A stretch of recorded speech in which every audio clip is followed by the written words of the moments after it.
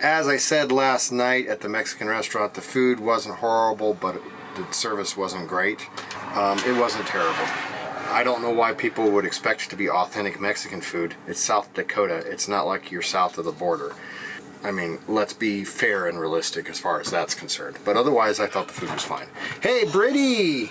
So we got about an 8-hour drive or so to Fountain, Colorado. We're going to be boondocking at a Boondocker's Welcome. I guess technically that's not boondocking, but it's a Boondocker's Welcome site. And we'll see how that goes. That'll be our first one. We stayed here at Heartland RV in Hermosa, South Dakota. It was adequate. It wasn't like interesting in any way. These are really cool looking, pretty shirts, all different colors, and they glow in the dark. So you should get this for bowling. Should we get the glow in the dark shirts for bowling? No?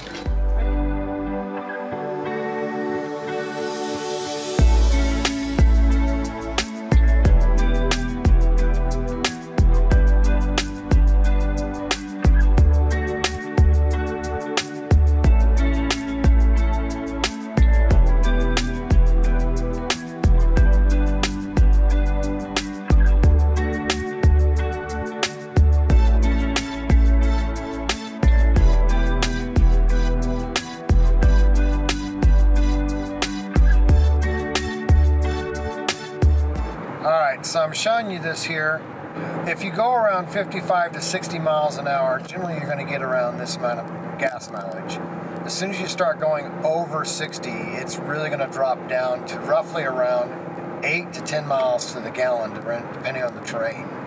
So you usually don't want to go over 60 miles an hour with this particular rig. This is the Honda Pilot 2018 all-wheel drive. However, you can set it on cruise, set the distance here. You'll notice I got one space. There's more spaces. I set it to keep the distance at one space. Then I set my cruise at, whatever the speed limit is, and just follow behind a truck.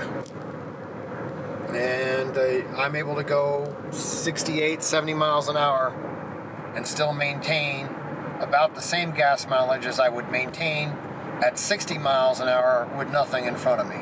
So definitely make use of drafting when pulling this trailer if you want to get somewhere in an expedient manner.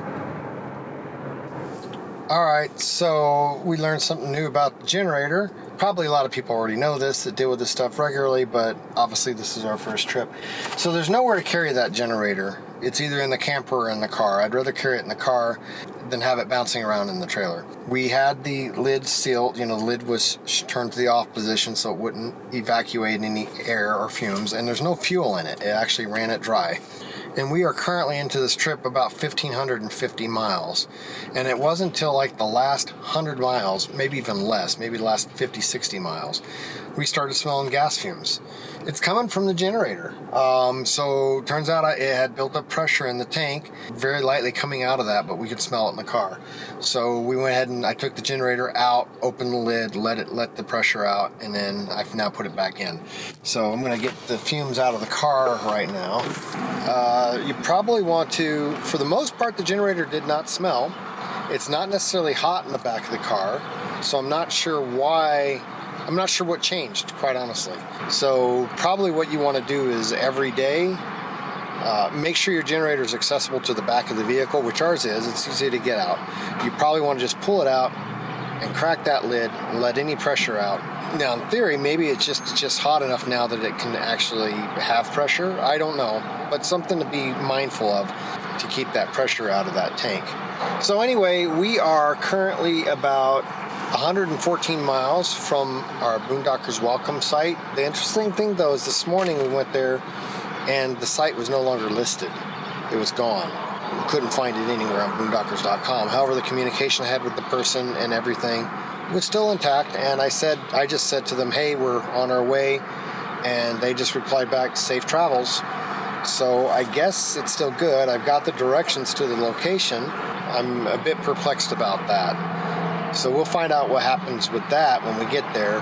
Maybe they just decided not to do it anymore and they're going to honor their agreement to have us be the last one. I'm not sure what's going on with it. So the site as a whole seemed to be working fine. This is boondockerswelcome.com is what I'm talking about at the moment.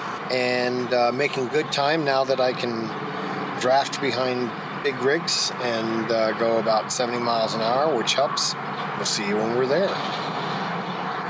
Okay, we're coming in on Denver. 11. Nothing like driving in traffic with a trailer in Denver for the first time in this kind of traffic. All right, we're just about there, but we're at a Circle K, a Shale Gas station. We forgot to use the dump station at the RV park when we left. We didn't have very much in there, but Robin wanted to dump things here before we go to the Boondockers welcome stay area. Incidentally, this is free if you're getting gas.